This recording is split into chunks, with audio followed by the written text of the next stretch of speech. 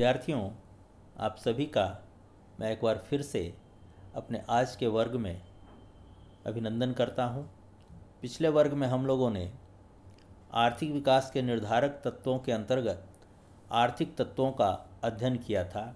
आज हम लोग गैर आर्थिक तत्वों का अध्ययन करेंगे, उसका विश्लेषण करेंगे। आर्थिक विकास की प्रक्रिया को गैर आर्थिक तत्व, जिसमें राजनीतिक, सामाजिक, संस्थागत, सांस्कृतिक इत्यादि तत्व शामिल हैं, व्यापक रूप से प्रभावित करता है। मैकार्ड वराइट ने गैर आर्थिक तत्वों के महत्व को स्वीकार करते हुए कहा है कि आर्थिक वृद्धि को बनाने वाले मौलिक तत्वों का स्वरूप गैर आर्थिक और गैर भौतिक होता है। यह आत्मा है जो स्वयं शरीर का निर्माण करती है। प्रोफेसर नर्कसे ने भी गैर आर्थिक तत्वों के महत्व को स्वीकार किया है और कहा है कि आर्थिक विकास एक बड़ी सीमा तक मानवीय प्रतिभा, सामाजिक अभिवृत्तियों, राजनीतिक स्थितियों और ऐतिहासिक घटनाओं पर निर्भर है।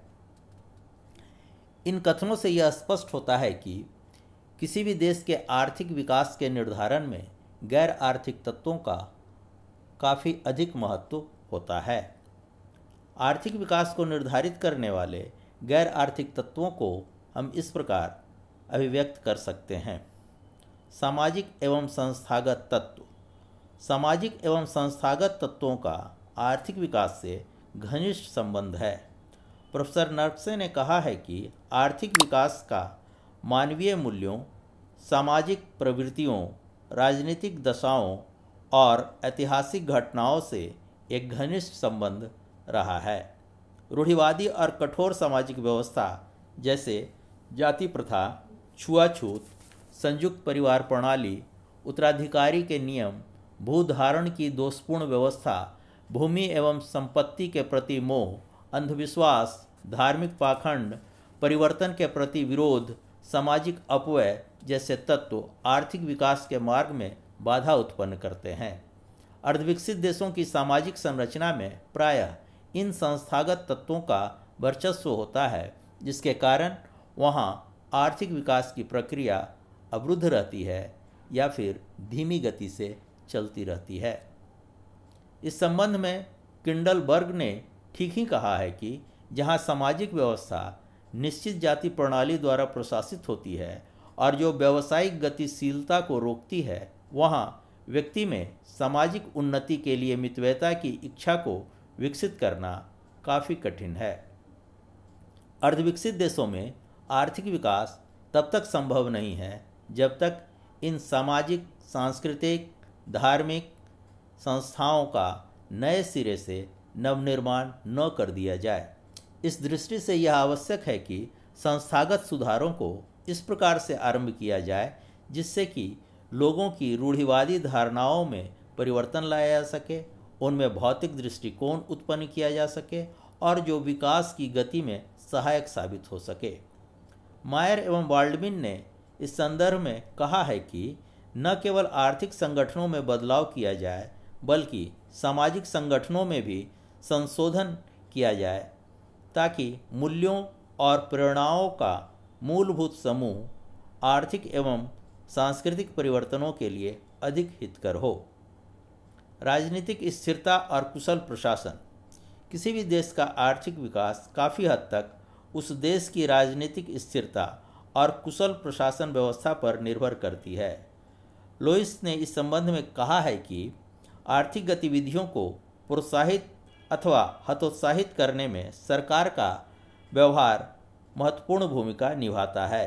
यदि देश में राजनीतिक स्थिरता है, शांति एवं सुरक्षा का माहौल है और न्याय की समुचित व्यवस्था है, तो लोगों में काम करने की इच्छा उत्पन्न होगी, जिससे आर्थिक विकास को प्रोत्साहन मिलेगा।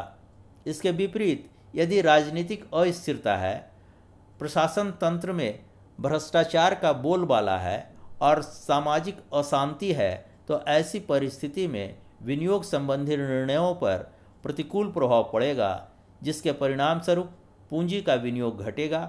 उद्यमी जोखिम उठाने को तैयार नहीं होंगे विदेशी पूंजी का आगमन प्रतिकूल रूप से प्रभावित होगा और इन सब के कारण देश का आर्थिक विकास अवरुद्ध हो जाएगा। इसलिए राजनीतिक स्थिरता, आंतरिक शांति और कुशल प्रशासन को विकास का महत्वपूर्ण गैर आर्थिक निर्धारक तत्व माना गया है। प्रशासनिक दक्षता आर्थिक विकास के लिए अति आवश्यक है। देश की प्रशासनिक व्यवस्था में दक्षता के लिए कर्मचारियों में निपुणता, ईमानदारी और उत्तरदायित्व की भावना का होना अति आवश्यक है। यह सर्वविदित है कि प्रशासनिक व्यवस्था के सुदृढ़ और दक्ष होने से जनसहयोग की भावना में बढ़ोतरी होती है, जिससे आर्थिक विकास के कार्यक्रमों को क्रियान्वित करने में सफलता मिलती है और देश में विकास संबंधी नीतियों का निर्धारण तथा उसका निष्पादन करना काफ़ी सरल हो जाता है। इसीलिए प्रोफेसर डब्ल्यू आर्थर लुईस ने कहा है कि कोई भी देश राजकीय सहयोग एवं उसकी सक्रिय प्रोत्साहन के बिना आज तक आर्थिक विकास नहीं कर सका है। यह कथन अपने आप में आज भी सत्य है और भविष्य के लिए भी सत्य है और अर्धविकसित अर्थव्यवस्थाओं के लिए तो यह विशेष रूप से कटु सत्य है। अर्धविकसित देशों में पाई जाने वाली अस्थिरता, प्रशासनिक अकुशलता, भ्रष्टाचार और आंतरिक अशांति का वर्चस्व आदि ऐसे कारक हैं जिससे आर्थिक विकास की गति बाधित रहती है। अतएव आवश्यकता इस बात की है कि आर्थिक विकास को गति प्रदान करने के लिए प्रशासनिक व्यवस्था को सुदृढ़ एवं दक्ष बनाया जाए, जिससे कि लोगों का प्रशासन में विश्वास बढ़े और लोग विकास की नीतियों में रुचि लेने लगें। अतः स्पष्ट है कि प्रशासनिक दक्षता आर्थिक विकास के निर्धारण का एक महत्वपूर्ण गैर आर्थिक तत्व है। व्यापक शिक्षा आर्थिक विकास को निर्धारित करने वाले विभिन्न तत्वों में एक महत्वपूर्ण गैर आर्थिक तत्व शिक्षा है। शिक्षा एक ऐसा घटक है जो मानव शरीर, मन और आत्मा से सर्वोत्तम को बाहर निकालती है या बाहर लाती है। क्राउस ने ठीक ही कहा है कि शिक्षा आर्थिक प्रगति के लिए विचारों में क्रांति लाती है। इसीलिए यह स्वीकार किया गया है कि शिक्षा अंतराल अर्धविकसित देशों के पिछड़ेपन के लिए मुख्य रूप से उत्तरदायी है। अर्धविकसित देशों में शिक्षा के अभाव के कारण जहां प्रौद्योगिकी की सामान्य उन्नति बाधित रहती है, वहीं इन देशों में नवप्रवर्तन की संभावना काफ़ी क्षीण होती है। वास्तव में शिक्षा आर्थिक विकास का एक मुख्य घटक है जो लोगों में कौशल का सृजन करता है, उसमें ईमानदारी एवं उत्तरदायित्व की भावना को उत्पन्न करता है, उन्हें संवेदनशील बनाता है और उनमें राष्ट्र भक्ति के उत्साह का संचार करता है। इस संबंध में गॉलब्रेथ ने कहा है कि पिछली शताब्दी में आर्थिक एवं सामाजिक उन्नति की आवश्यकताओं में सार्वजनिक शिक्षा और जनसंख्या प्रबंधन को सबसे अधिक महत्वपूर्ण स्थान प्राप्त था। लोकप्रिय शिक्षा केवल चौके की ऊर्जाओं को मुक्त नहीं करती, बल्कि उनमें अनेक प्रकार से ऊर्जा जागृत करती है, जिससे तकनीकी ज्ञान का मार्ग खुलता है।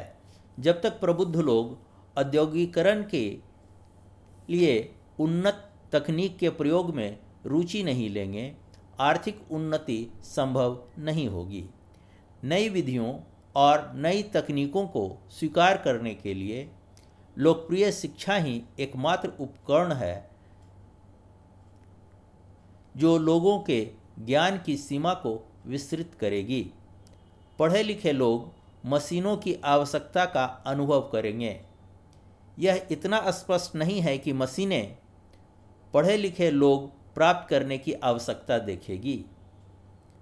इसी प्रकार H.W. सिंगर ने भी माना है कि शिक्षा में निवेश न केवल उच्च उत्पादक है, बल्कि बढ़ता हुआ प्रतिफल भी उपलब्ध कराता है।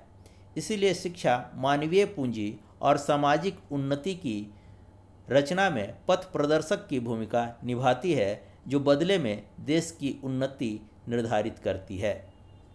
इन कथनों के आधार पर यदि शिक्षा को विकास का इंजन कहा जाए तो कोई अतिशयोक्ति नहीं होगी। अतः स्पष्ट है कि आर्थिक विकास उन्हीं देशों में संभव है जहां शिक्षा की जड़ें गहरी होंगी और उसका प्रसार अधिक होगा। यही कारण है कि शिक्षा को आर्थिक विकास का एक महत्वपूर्ण गैर आर्थिक निर्धारक तत्व माना गया है। गैर आर्थिक तत्वों के संबंध में विभिन्न तथ्यों के विश्लेषण से यह स्पष्ट होता है कि किसी भी देश के आर्थिक विकास को निर्धारित करने में गैर आर्थिक तत्वों का अत्यधिक महत्व है। धन्यवाद।